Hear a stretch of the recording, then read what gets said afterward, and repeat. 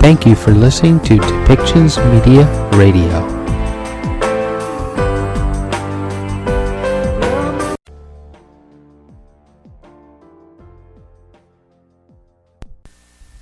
Welcome to Policy and Rights, the show about government policy and human rights.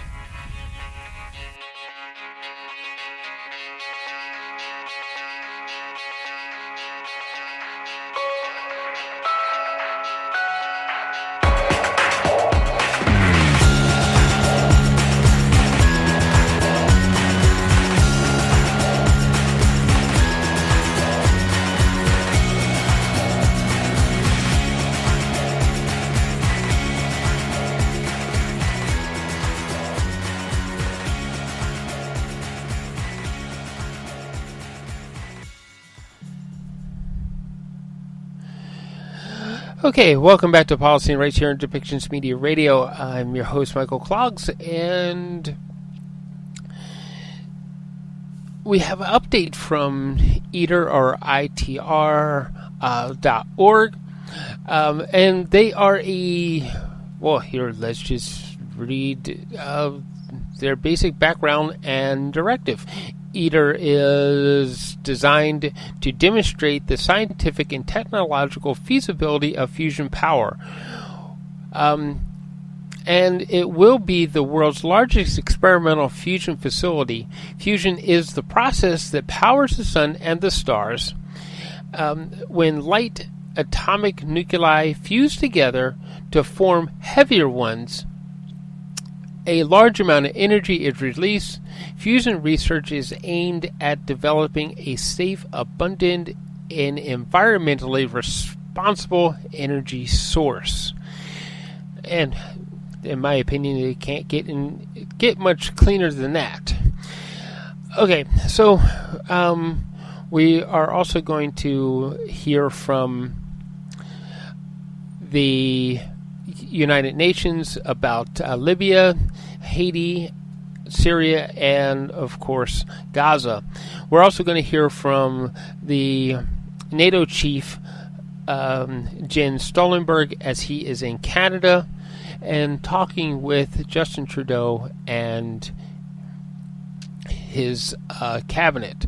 Okay, so over to the press release from ITER, and They are making revisements to improve the project.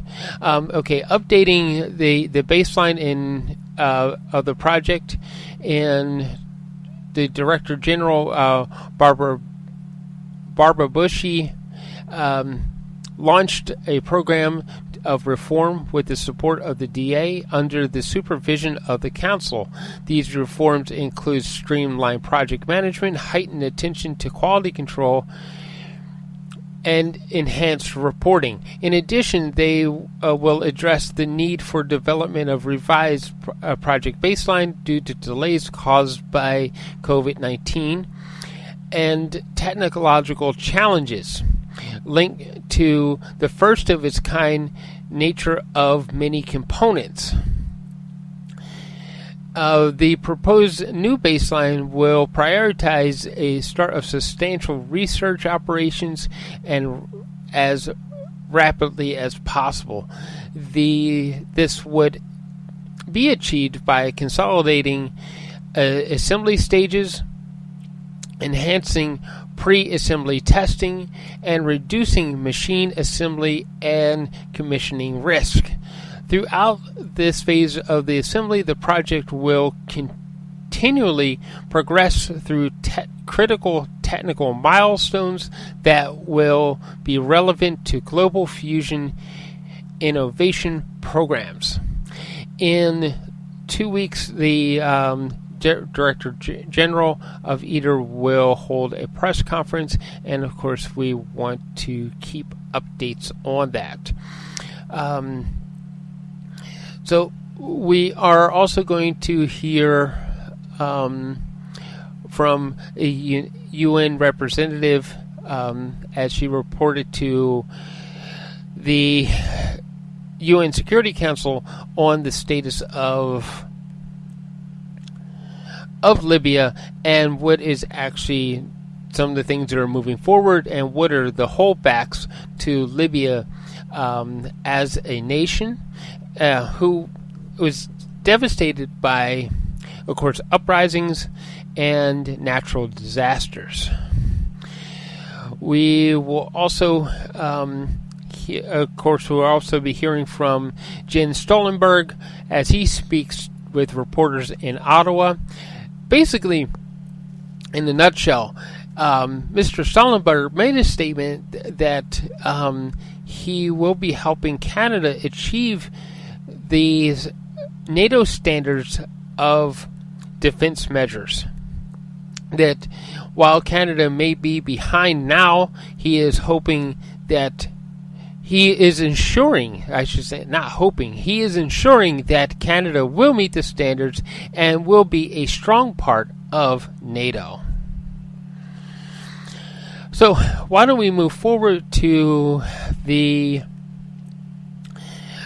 UN press room floor as we hear more updates on what global issues are around, of course, Libya and Palestine and other issues with humanitarian efforts.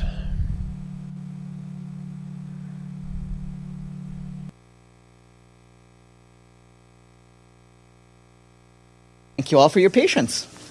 So first off, in Gaza, the Office for the Coordination of Humanitarian Affairs said that people continue to be displaced amid active fighting and bombardment.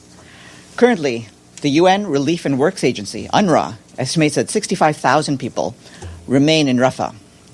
This is in stark contrast to 6 weeks ago when Rafah hosted 1.4 million displaced people before the Israeli evacuation orders and military operation. UNRWA also tells us that for more than 8 months now, 625,000 children have been out of school because of the hostilities. Humanitarian partners are lending support by offering psychosocial activities, but children need to resume their schooling.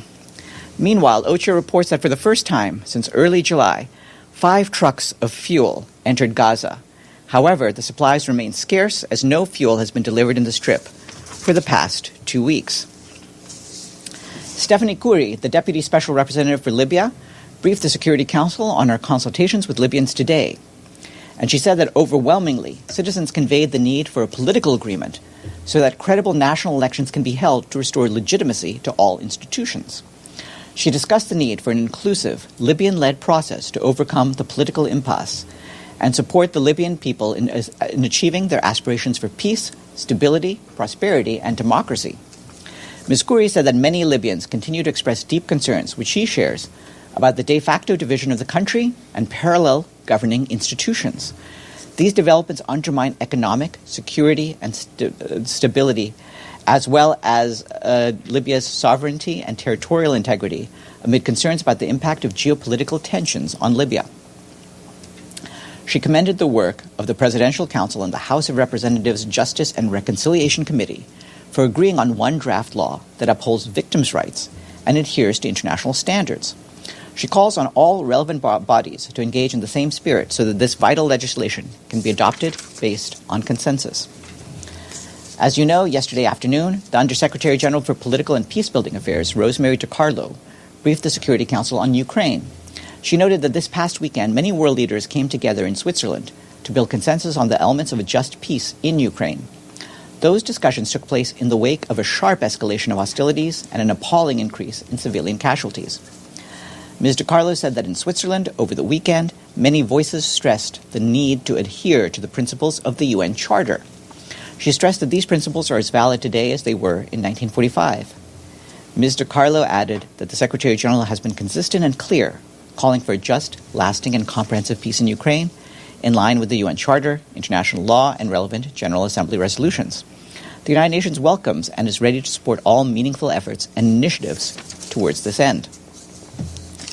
This morning, the Deputy Secretary General, Amina Mohammed, spoke at the General Assembly annual review of HIV/AIDS on behalf of the Secretary General. She said that on HIV and AIDS, we have an inspirational story to tell, with more than 3/4 of those living with HIV receiving life-saving treatment. That's almost 30 million people globally. Access to antiretroviral therapy has expanded massively across sub-Saharan Africa and Asia and the Pacific, which together are home to more than 80% of people living with HIV. She added that if progress is maintained, we are on course to reach a key global milestone next year: 34 million people receiving HIV treatment. Ms. Mohammed urged countries to continue with this progress by supporting low- and middle-income countries so they can expand their national health and HIV investments. We have an update on displacement in Haiti. The International Organization for Migration says that nearly 580,000 people are now internally displaced across the country. This, they say, represents a 60% increase since March. In addition to the displacement in and around the capital, Port-au-Prince, violence has pushed ever greater numbers of people to flee to neighboring provinces. As a result, in the southern region, the number of internally displaced men, women, and children has gone from 116,000 to 270,000 in the last 3 months. Most of those displaced are currently hosted by communities already struggling with overburdened social services and poor infrastructure. IOM says this is particularly acute in the country's southern areas, already weakened by the 2021 earthquake. In the metropolitan area of Port-au-Prince, 2/3 of the people displaced live in spontaneous sites with very limited access to basic services. Since the end of February, IOM has provided nearly 5 million liters of clean water to some 25,000 people and rehabilitated 22 water hand pumps. More than 37,000 people have been provided with relief supplies, including blankets, water containers, solar lamps, kitchen sets, and plastic sheets. Mobile clinics have also been deployed to provide medical assistance, and psychosocial support has been made available, including through a free hotline. Turning to Sudan, the UN High Commissioner for Refugees, Filippo Grandi, who today concluded his second visit to Sudan since the outbreak of war last year, warned that without concerted peace efforts, many more people will flee the brutal war in Sudan and into neighboring countries. Mr. Grandi visited refugee camps and displacement centers in Kosti, in Sudan's White Nile state, where over 1 million people have sought shelter since the fighting started. He noted that the level of suffering is truly unconscionable, adding that Sudan is the definition of a perfect storm: shocking human rights atrocities with millions uprooted by this insane war and other wars that came before it. Mr. Grandi warned that a terrible famine is looming and severe floods will soon hamper aid deliveries even more. He expressed deep alarm at the scale of the humanitarian emergency. Violence has escalated in El Fasher, North Darfur, and atrocities have been reported against civilians in Al Jazeera state. The UN Refugee Agency and partners have scaled up response efforts in White Nile and other areas. Since the start of the conflict, UNHCR has reached some 800,000 displaced Sudanese with protection assistance, services and referrals, and cash, core relief items, and emergency shelter. The UN Children's Fund, in partnership with the Health Effects Institute, an independent U.S.-based nonprofit organization, today released a report that says air pollution is having an increasing impact on human health, becoming the second leading global risk factor for death. The report found that air pollution accounted for 8.1 million deaths globally in 2021. The report also says that children under 5 years old are especially vulnerable, with health effects including premature birth, low birth weight, asthma, and lung diseases. In 2021, exposure to air pollution was linked to more than 700,000 deaths of children under 5 years old, making it the second leading risk factor for death globally for this age group after malnutrition. A staggering 500,000 of these child deaths were linked to household air pollution due to cooking indoors with polluting fuels, mostly in Africa and Asia. More information online. And today is the International Day for the Elimination of Sexual Violence and Conflict, which this year focuses on healthcare. In a message for the day, the Secretary General points out that conflict-related sexual violence is a devastating form of attack and repression, which has lasting, harmful effects on survivors' physical, sexual, reproductive, and mental health, and destroys the social fabric of communities. This past year has seen harrowing reports of sexual violence from Sudan to Haiti and Israel. He notes, adding that far too often the perpetrators walk free, while survivors spend their entire lives in recovery. On this International Day, the Secretary General calls on all to pledge to eliminate the scourge, stand in solidarity with survivors, and reaffirm our commitment to protecting hospitals and healthcare facilities during conflict. And I can flag that today, the Department of Peace Operations has launched the report Preventing and Responding to Conflict-Related Sexual Violence, 2023 Annual Summaries of Activities and Good Practices by United Nations Peacekeeping Operations. The report is available online, and if you need more information, you can contact our UN peacekeeping colleagues. And tomorrow, our guest will be the UN Development Program Global Director for Climate Change, Cassie Flynn, and Professor of Political Sociology at the University of Oxford, Stephen Fisher. And they will launch the second edition of the People's Climate Vote, the largest ever poll of public opinion on global climate action. And that's it for me. Yes, Deji and then Needy. Never expect to be the first one. Well, it's only because you keep saying that she asked your questions first. So this time, you can do the same. Okay. So, Farhan, in my hand, this is the report, the 21-page report of the Independence International Commission of Inquiry on the Occupied Palestinian Territory, including East Jerusalem and Israel. Just want to know, what does the Secretary General have to say on the conclusion in this report? Does the Secretary General support the conclusion? Does he think this conclusion is correct? Well, certainly he respects the work being done by the Commission of Inquiry, but this is a report, as you know, that goes to the members of the Human Rights Council, and it's for them to evaluate, and so he will leave it for the Human Rights Council to evaluate the conclusions reached by the Commission of Inquiry. But this commission is set up to, I quote, investigate all alleged violations of international humanitarian law and abuses of international human rights law leading up and since 13th April 2021. So technically speaking, this is not a rapporteur. This is a UN commission, right? It's a commission of inquiry which is set up by and reports to the Human Rights Council. And so that is where the reports go. Obviously, they've been doing serious work for some years now, and the Human Rights Council should listen to what they have to say. So they suggest that both Hamas and Jihad group, as well as Israel, IDF, they both, all of them committed war crimes, and particularly crimes against humanity for the Israel. Does the Secretary General think that is the situation here? Well, these are things ultimately that are being investigated by different bodies in different ways, as you know. So this is an investigation, right? This is one. This is the conclusion. This is one such body. There are other bodies also doing similar work. As you know, these are considerations that have been taken up by the International Criminal Court, by the International Court of Justice. The Office of the High Commissioner for Human Rights has also been looking into reported violations, and so we'll let them go about their extremely serious work while this is ongoing. And my second question, the IDF just green-lighted a plan to have all-out war against Hezbollah in Lebanon. We know that yesterday you mentioned about the situation near Blue Line. Does the Secretary General have anything to say on the fast-developing, let's say, deteriorating situation in the border area there? Well, the Secretary General has repeatedly spoken against any escalation of the conflict along the Blue Line. He, as well as Janine Hennis-Pleshert, our special coordinator in Lebanon, General Aroldo Lazaro, the force commander for UNIFIL, have all been warning and trying to work with the parties to make sure that tensions are de-escalated, and we will continue with that work. I'm just curious, if Israel really started their operation in Lebanon, would that be considered as invasion? I don't want to speculate on something that hasn't happened yet. Yeah, but certainly we have warned that any further tensions in the region, any escalation of tensions in the region would be devastating. And the Secretary General has already warned against what has happened in Gaza, and we cannot afford to have the similar sort of violence happen elsewhere. Okay, and I'll leave my colleagues to ask about DPRK and Russia. Okay, Edie. Thank you, Farhan.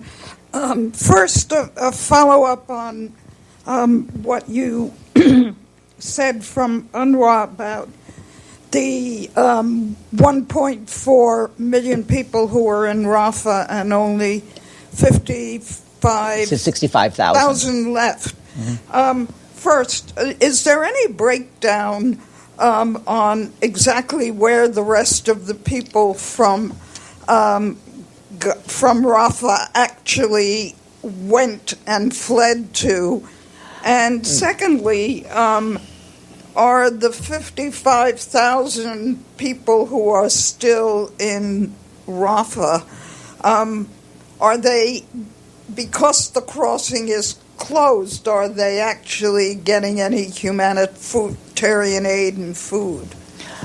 We've warned for some time that the amount of food going into southern Israel, into southern Gaza as a whole, is extremely limited, given the closure of the Rafah crossing. And so we've been warning against that. We are trying, and we continue to get some small amount of supplies in, but it's been very difficult.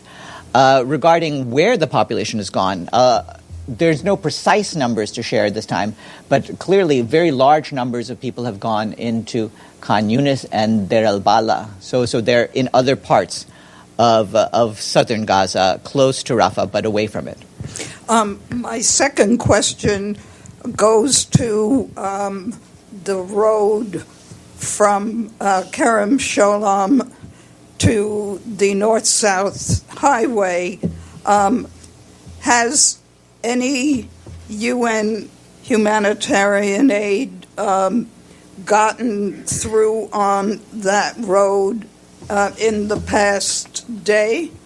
Yeah, what I can say, although no fighting was reported today in the area between Kerem Shalom and Salah al-Din Road, our humanitarian colleagues were not able to pick up aid from Kerem Shalom due to lack of law and order in the area, as this is the sort of unrest that we've been warning about for some days now. 5 trucks of fuel traveled via the fence road and entered Gaza via the military gate. The responsibility of Israel as the occupying power does not stop at Kerem Shalom, where aid is dropped off. It includes ensuring that this assistance reaches women, children, and elderly who need it the most, and creating the enabling environment to do so. So we have been working with our Israeli counterparts to make sure that that those additional responsibilities are dealt with. Does the UN know who is responsible for this lawlessness? Is it criminals? Is it hungry people? Is it anybody else? It's hard to say. It's clear that it's probably a combination of several factors. Criminal gangs are taking advantage of the unrest, but there's an overall anarchy, and there are a lot of frightened people. So there's many different causes behind this. Abdelhamid and then Amelie. Thank you, Farhan. The situation in the West Bank is really deteriorating so fast. Reports are coming from the West Bank about the settlers' violence, attacks. Even now there is hungry people in the refugee camps, especially because everything is under siege. Yet the West Bank situation does not show in your daily reports. No, I disagree. I actually spoke extensively about the West Bank just yesterday. Yeah, my second question about the Dr. Iyad Rantisi, who was kidnapped in November and found dead 6 days later. Now Haaretz is reporting that he died under investigation. He's the second doctor who was murdered during the investigation. Do you have any information to share with us? Certainly we want this killing to be thoroughly investigated, but as you know, we stand firmly against the mistreatment, the harassment, and in some cases the killing of medical workers and medical professionals. Amelie and then Gabriel. Thanks, Farhan. I have a few questions on the floating dock. The U.S. over the weekend said that they are moving it to Ashdod port to protect it from rough sea, and then they will bring it back later. So considering all the difficulties around this dock, from the UN point of view, is this worth bringing it back afterwards? Well, certainly questions about the relocation of the floating dock are really for our U.S. counterparts. But on our side, our basic position has always been that we welcome any and all efforts to bring in additional aid to Gaza, given the crucial need for aid. But at the same time, we have made very clear the limitations of getting aid through these avenues.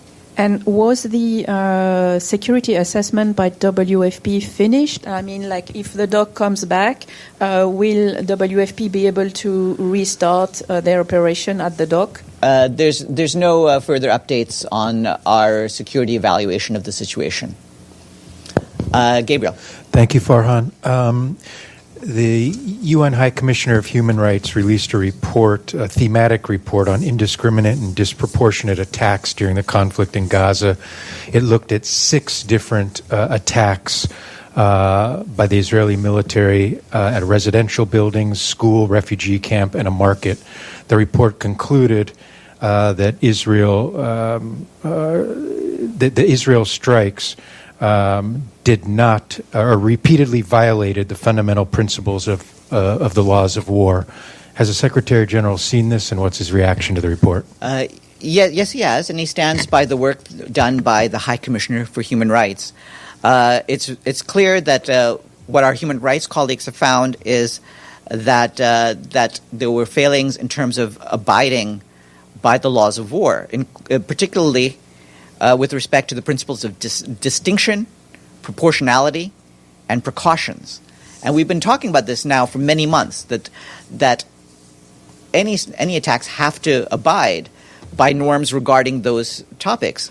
What Mr. Turk has said is that the requirement to select means and methods of warfare to minimize civilian casualties appear to have been consistently violated during the bombing campaign.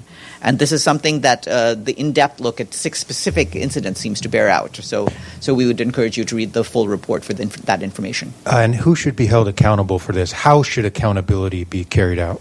Well, as I'd mentioned in response to an earlier question, there are many different groups looking into things. Obviously, there will be the need, as with every conflict, for measures for accountability to be taken. Yes, please, in the back. Yes, you. Sorry. Okay, it works. Do you have any updates or timetable of Secretary General Personal Envoy for Cyprus issue, Mrs. Mariangela Holguin, upcoming visit to Cyprus?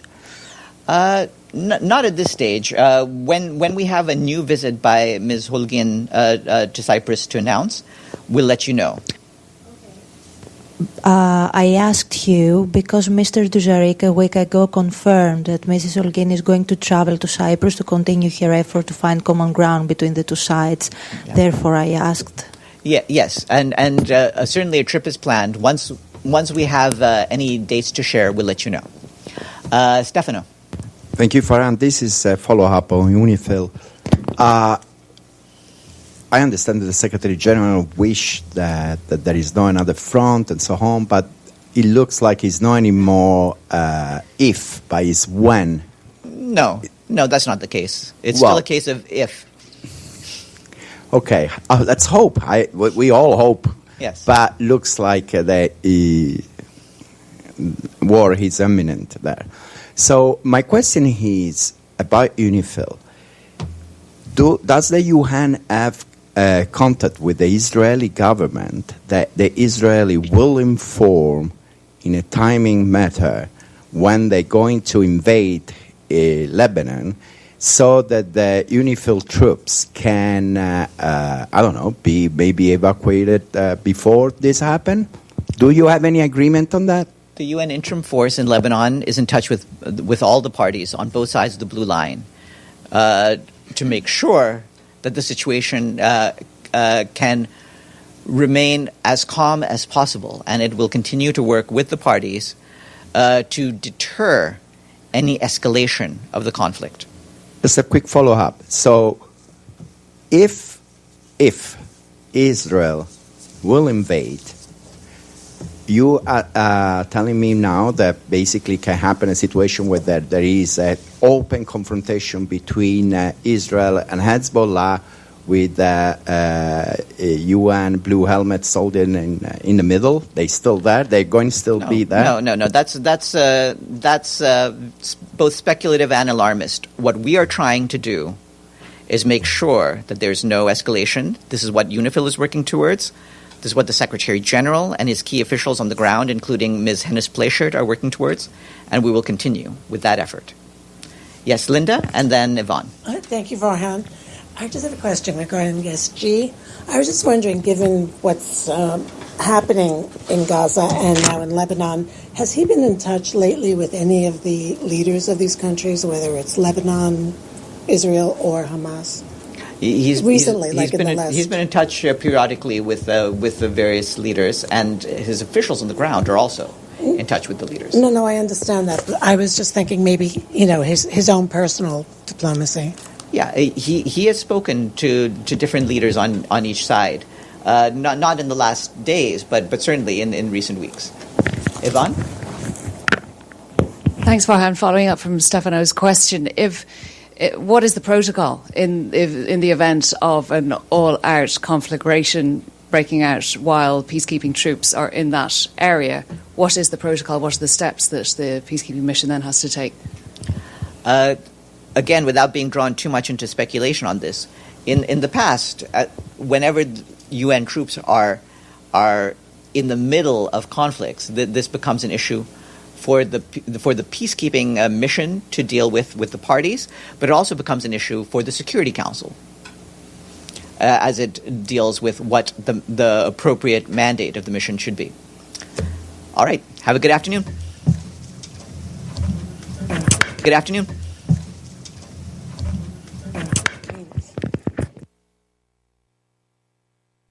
Thank you. Good afternoon. It's great to be back in Canada. It's great to be here, not least because Canada is such a highly valued NATO ally, which contributes in so many different ways to our collective defense, to our shared security, and especially now when we are preparing for the upcoming NATO summit in Washington next month, it's important to consult and to travel around and meet the leaders who are going to be at the summit, and therefore look forward also to have a dinner with Prime Minister Justin Trudeau later on today to also discuss different issues that will be important at the NATO summit, and that is deterrence and defense, Ukraine, and also our Asia-Pacific partners. I think you heard the speech. I think the best thing now is for me to be available to answer some questions. Secretary General, welcome back to Canada. Murray Brewster with CBC News. Canadian officials have been saying that they've been assuring you and pretty much anyone else who listened at NATO that they're working on a plan for 2%. Have you seen a plan, and are you satisfied with the explanations that you've been given? What I've seen is that Canada has increased defense spending and that Canada is investing in new important capabilities for NATO, not least the F-35s, the fifth-generation fighter aircraft, but also modernizing NORAD, which is important not only for Canada and the United States, but the whole of NATO. Then I expect that all allies will reach 2%. We have agreed 2% of GDP for defense, and I expect those allies who are not able to reach it by this year, by 2024, that they will put forward a plan for when they will be there. And I'm looking forward to have a plan from Canada. One follow-up. President Putin met today in the North Korean capital. It looks like there is going to be increased defense cooperation. What should the alliance make of that, and what can the alliance potentially do? When authoritarian powers like Russia, North Korea, Iran, China are aligning more and more, then it's even more important that countries like NATO allies stand together and protect the freedom and democracy. So the most important answer is to strengthen NATO, is to strengthen the alliance between democratic free nations. Also actually to work with those countries who are not NATO allies, but which share our values and are close partners. And NATO will remain an alliance of North America and Europe, but it's extremely important that we, in light of the alignment between Russia, China, North Korea, are also working more closely with our close partners in the Asia-Pacific, Japan, South Korea, New Zealand, Australia, and they will be present at the summit.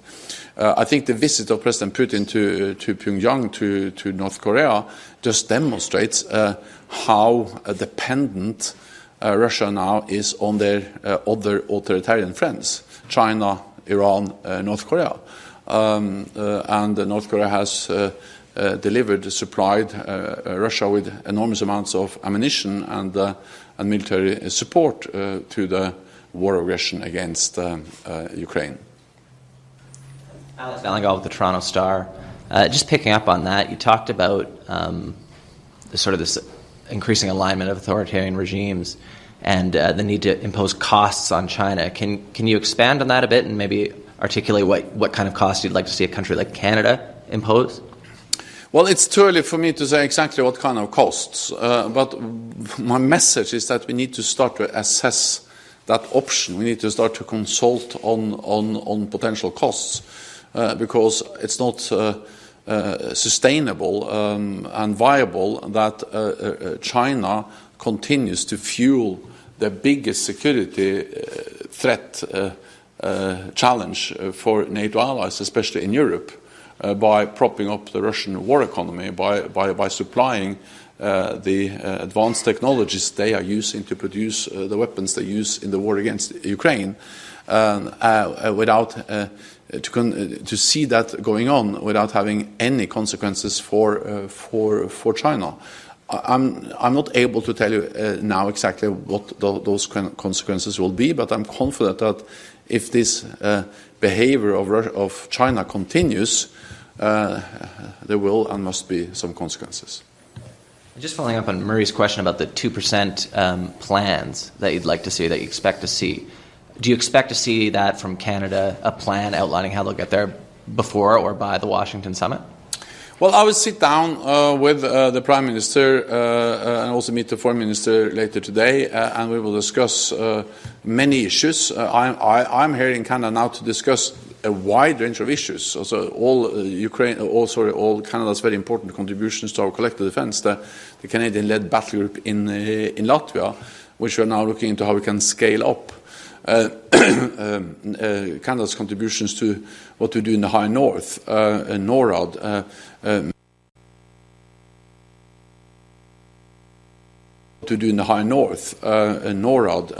maritime operations. So it's a wide agenda with many issues, but of course one of them is also defence spending, and then I also expect that we will address when and how Canada can present a plan for when to be at 2%.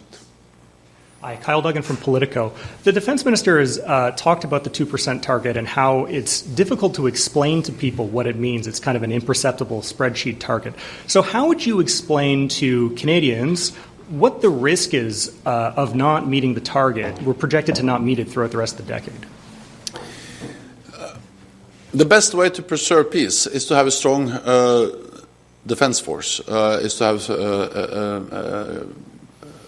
defense which is credible, meaning that there is no risk for misunderstanding, miscalculation in Moscow or in any other capital of a potential adversary, that NATO is not ready, able to defend all NATO allies. Because as long as we have credible deterrence, as long as we have strong defense, we will succeed in the next 75 years with what we have been able to achieve over the past 75 years, and that to prevent any military attack against any NATO allied country. And of course, when we see China, Russia investing heavily in new military capabilities, including long-range weapons, advanced missile systems, then and we also see that Russia in particular are willing to use military force against neighbors, not only Ukraine but Georgia and elsewhere. Then and also we see China behaving more and more also aggressively against neighbors and threatening neighbors. Then it is important that we invest in our defense, not to fight the war but to prevent the war. And of course, I understand that in Canada, you are in a position where you have the Atlantic Ocean, the Arctic in the north, and then the Pacific Ocean, then a good friend and ally, United States in the south. But no nation is is protected against threats in an age of global great power rivalry, in an age of ballistic missiles, strategic submarines, weaponization of the space, of cyber threats, of terrorist threats. So this is also an issue or a challenge for Canada, and the best way to ensure that we preserve peace is to stand together in NATO and invest as we have agreed, and we have agreed in NATO to invest at least 2%. And are you going to raise this issue with the Prime Minister tonight, the 2% target? I will discuss a wide range of issues during my meetings and my visit here to Canada. And I will also praise Canada for everything Canada does, because Canada really contribute to NATO in many, many different ways. But of course, one of the many issues we will address is the issue of spending and NATO allies reduced defense spending after the Cold War, and NATO allies have now started to increase defense spending after when you see tensions have gone up over the last years. And also Canada has increased defense spending significantly. I think the challenge was that back in 2014, when we made the pledge, Canada was at a very low level. So compared to some other allies, you have a longer way to go.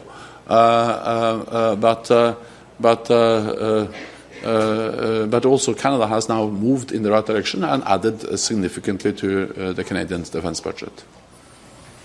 Hi, Andréane Apablaza, Radio-Canada. About the 2%, can Canada stay part of NATO if it fails to provide a clear plan to reach the target? Canada will stay as a NATO ally. Canada will be a staunch and highly valued NATO ally. And then, of course, I will work to ensure that all allies meet the 2% guideline. And I'm confident that Canada will do that. Does it risk diplomatic isolation by not providing a clear plan? That's not the way NATO works. We work together, we address common challenges together, and I'm confident that we'll find a way forward also on this issue. Okay, thank you. Thank you all very much, and thank you, Secretary General. Thank you. Thank you so much.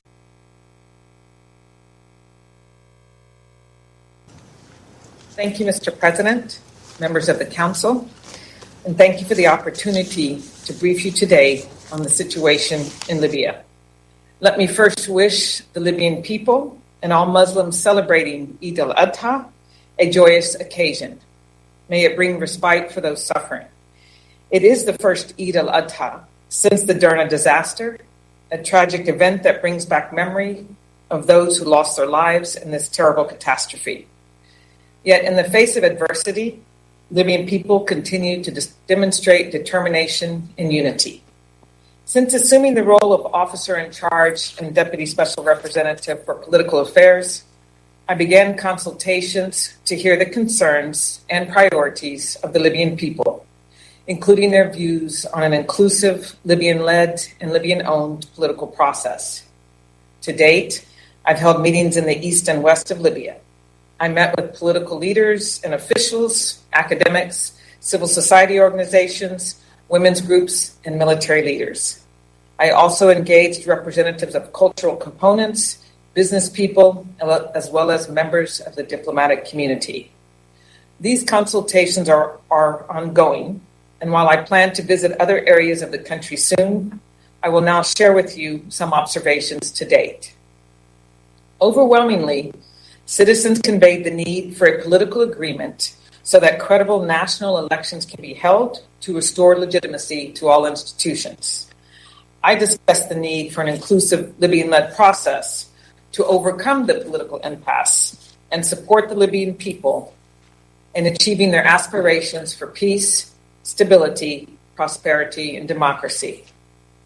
Libyans have also shared their ideas on what a future political process should look like, including the role of 5 key Libyan institutional actors, of the 2 chambers, of the need for a broad-based type of dialogue, a combination of the above, and other ideas.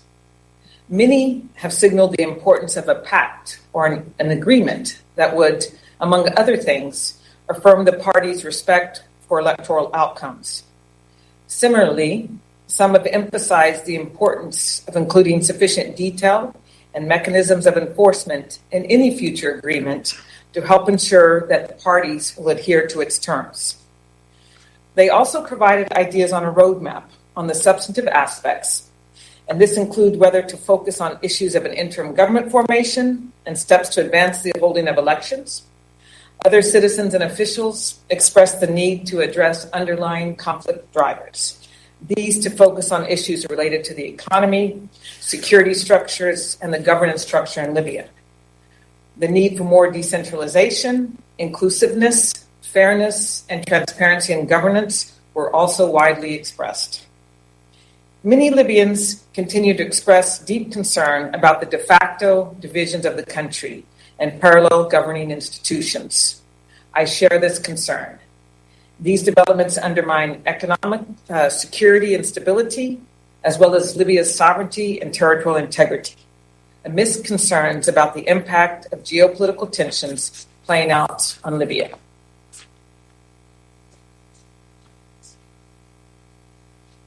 Mr. President, in addition to a national political solution, many Libyans have also began emphasizing the need for local elections, an important step in ensuring accountable service delivery and in restoring legitimacy to an important segment of Libyan institutions. On the 9th of June, the High National Elections Commission, or HNEC, opened voter registration for municipal elections in 60 municipalities across Libya. To date, over 36,000 people have registered at in-person registration centers and through the electronic SMS system. This is an important step, although voter registration, in particular female voter registration, remains quite low. HNEC, with the support of UNSMIL, is undertaking efforts to encourage greater registration. Moreover, on the onset of Eid, 10 out of 12 in-person registration centers in the eastern municipalities have been prevented from opening. I urge the authorities to allow those centers to open and establish and enable Libyans to register and exercise their political rights. Mr. President, conflict prevention and preserving stability remain at the forefront of most Libyans' concerns. In April, there were brief, though intense, clashes in the densely populated Ain Zara district in Tripoli. Faced with the risk of further escalation in the capital, armed group leaders successfully engaged in dialogue to de-escalate the situation. In May, sporadic clashes between armed groups in El Jamal and Zawiya and the car bombing in Tripoli last week, coupled with reports of continued arms buildup in the country, are also a stark reminder of the fragility of Libya's security landscape. These dynamics underscore the importance of unified reform security sector institutions and the importance of local mediation efforts. While no violation of the ceasefire was recorded during the reporting period, progress on the withdrawal of foreign forces, foreign fighters, and mercenaries remains stalled. Among other factors, the security situation in several neighboring countries has disrupted contact initiated by the 5+5 committee, with the liaison committees established by these nations to deal with this issue. Greater efforts are also needed by Libyan authorities to address the presence of landmines and explosive remnants of war. 12 children were injured in Obari in southern Libya and Tripoli in April and May alone. Mr. President, for many Libyans, the economic situation is difficult, with families and small businesses facing high prices, less purchasing power, or limited access to cash. Libyan wealth is not translating into equitable distribution of resources, access to services, and opportunities for all people, particularly youth and women. Unifying the national budget is an absolute necessity, and I urge all stakeholders to resolve remaining differences to ensure its swift adoption and agree on its transparent and accountable implementation. On human rights, I remain deeply concerned by the reports of violations throughout the country, particularly the repetitive pattern of abduction or arbitrary arrest and detention of Libyans. On 17th May, House of Representatives member Ibrahim El-Dursi disappeared in Benghazi. On 19th April, political activist Siraj Doghman died under unclear circumstances while in detention in Benghazi. House of Representative member Hassan Jaballa, among others, remains arbitrarily detained in Tripoli. The mission continues to call on transparent and independent investigations into the disappearances and deaths of men and women in custody, and for those arbitrarily detained to be released. Migrants, refugees, and asylum seekers also continue to experience serious human rights violations. A comprehensive legal and policy framework is needed to address their situation and manage migration in line with international principles.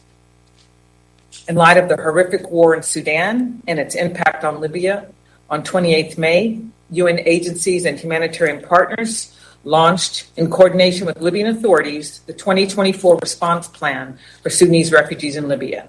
The plan provides for $43.8 million to meet the needs of a projected population of 195,000 people, including Sudanese refugees and host communities. Mr. President, these developments illustrate the fragility of the situation and the multiple needs and challenges the Libyan people face. UNSMIL and the UN family continues to support a multi-pronged approach to address these issues of concern, including advancing work on economic reform, security, and human rights priorities, along with the political efforts. In an encouraging step, the co-chairs of the Security Working Group are continuing discussions among themselves and with the 5+5 Joint Military Commission in preparation for the next Security Working Group meeting in Libya. The co-chairs of the Economic Working Group are also discussing an agenda for resuming its work in support of Libyan efforts to address the economic priorities. The International Humanitarian Law and Human Rights Group is also engaged in advocacy to support national efforts to address arbitrary detention and efforts towards rights-based national reconciliation. It is critical to advance national reconciliation and transitional justice. And I commend the work of the Presidential Council and the House of Representatives Justice and Reconciliation Committee for agreeing on one draft law that upholds victims' rights and adheres to international standards. I call on all relevant bodies to engage in the same spirit so that this vital legislation can be adopted on consensus. The mission with the African Union is ready to continue providing facilitation and technical advice. UNSMIL also continues to support Libyan efforts for greater empowerment of youth. Libyan youth have expressed their desire for an active role in developing solutions for their communities and in shaping their country's future. In line with Security Council Resolution 2250 of 2013 on youth peace and security, UNSMIL launched in May its new youth engagement strategy, which focuses on training, advocacy, and networking, aiming to empower young people. In June, the first annual Red Dot training program for 30 young women across Libya was successfully completed. This program was done in cooperation with the UN family, HNEC, and the Ministry of Education. A second training cohort will be launched in September. Members of the Security Council, in closing, there is consensus among Libyan people about the need to advance the political process. The status quo is not sustainable. While institutional and political divisions keep deepening, ordinary Libyans long for peace, stability, prosperity, and reconciliation. Resolute and united action to advance a political process is needed by Libyans with the support of the international community. Thank you. I thank Ms. I'm excited about what is going on with ITER and the updates that we've received. Fusion, as we said before, it powers the stars, which means that if we can harness that type of energy here in a controlled environment here on our planet Earth, that we should be able to produce an abundance of global electricity that would mean that we wouldn't have the need for other things, the wind farms, the dams, all that sort of stuff, because this would actually be able to power our world. My concern, of course, is that we, of course, live in a corporate and greedy environment, and what corporation is going to try to take it over, and at what cost to we the people is that going to happen? How is that going to affect our power bill? hey, I get a power bill just the same as you do. My depictions.media also receives a power bill, the same as any other entity on this planet. How is it going to affect that, and who's going to want to try to take over a global power plant for profit instead of allowing it to be shared to us, the people, and the populace for little to any cost?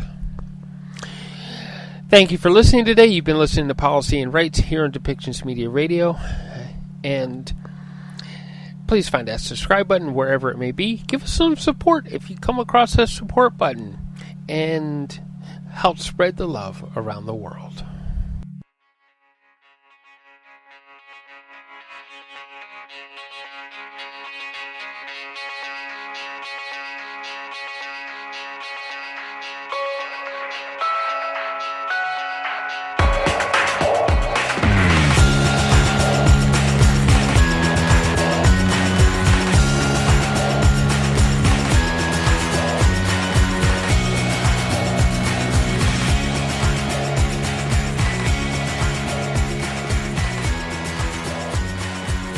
This show has been produced by Depictions Media.